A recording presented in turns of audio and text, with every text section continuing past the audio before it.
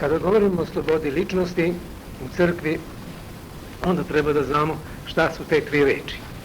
Ličnost, sloboda i crkva. Opšti uvod je bio ona izreka Svetoga Pavla za slobodu, najpre. Sve mi je slobodno, ali mi nije sve na korist. I to razlikovanje duhova kao najveći znak slobode je upravo razlikovanje šta je meni korisno. Jer svako treba da postane mala crkva. Sam pojedinac u Hristu, kao telo Hristovo, posle Evharistije, i njegova porodica da bude mala domaća crkva, i njegova nacija da bude crkva, i celo čovečanstvo da bude crkva za koju je Hristos kao za svoju nevestu umro na krstu. Znači, najveći dar slobode je samožrtvovanje koji je sam Bog dokazao na krstu. A ličnost, shvatanje ličnosti zavisi od shvatanja Svete Trojice u jednome Bogu. Ipostas, znači ono što stoji ispod, jer maska je bila kod starih Helena, prosopon ili persona kod Latina za ličnost, ali je to bilo samo maska glumca i tako.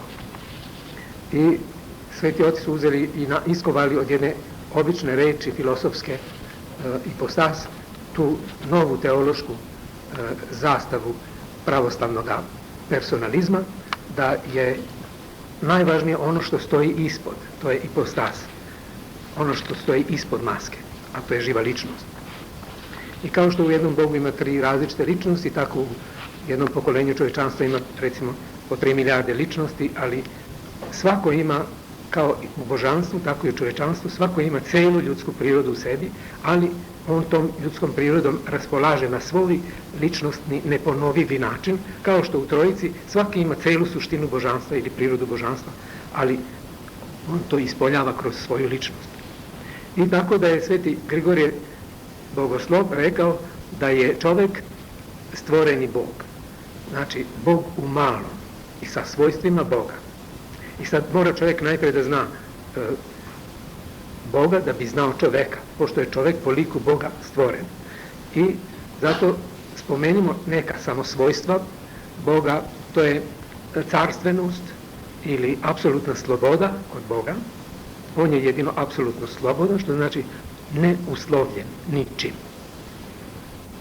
Onda apsolutno stvaralaštvo, ex nihilo, iz ničega da on stvara, što kod čoveka je sloboda ograničena, nije apsolutna, jer Bog rešava kada će se ko roditi, da će ko da ima plave oči i plave kose ili crne oči ili kakav rast i tako, koja rasa, bela, crna ili žuta i tako. To je znači od Boga. Ali osnovna sloboda u čoveku je da on liči na Boga, da je on carstven, to da ima najviši izraz slobode, to je ljubav i mržnja. Ljubav i mržnja je najviši izraz slobode i naravno to je jedna niža sloboda, pošto je rascepljena, u Boga nema mogućnosti mržnje. Ali mi posle pada u greh znamo za taj trougao slobode, Bog na nebesima, Satana na oblacima i ja na zemlji. I to je glasanje koje pokolenje za pokolenjem dolazi na ispit slobode, te najviše slobode, da glasa za Boga ili za Satanu. I to će im biti potvrđeno u posljednji dan. Šta je ko izabrao dobrovoljno.